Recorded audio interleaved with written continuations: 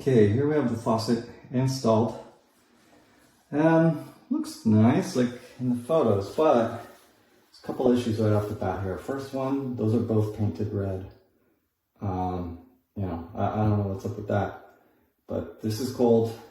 It does have a blue dot on the inside here and a red dot on the inside there. Those are covering the screw holes. So you can see those on the back here,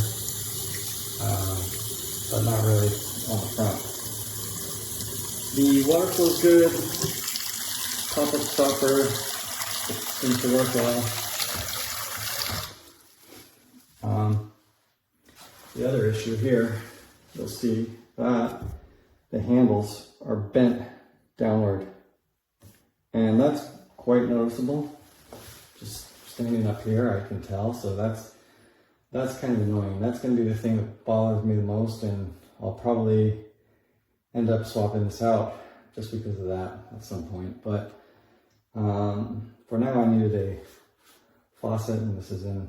But I'm gonna have to fix a couple things here. So the first one, this guy.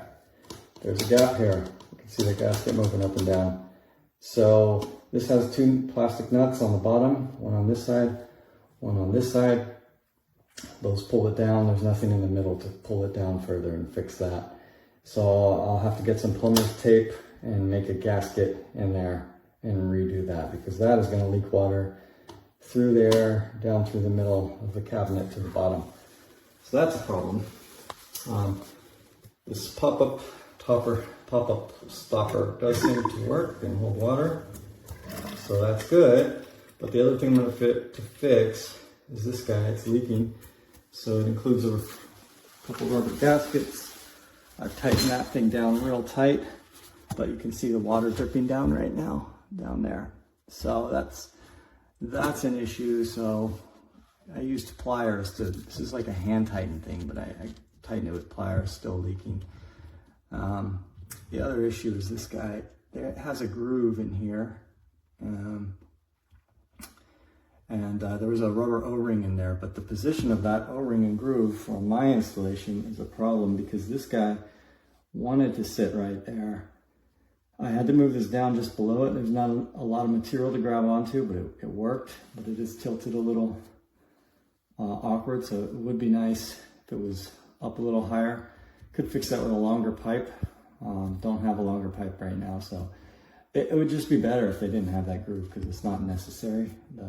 In the U.S. we use these on all plumbing. I have a few issues.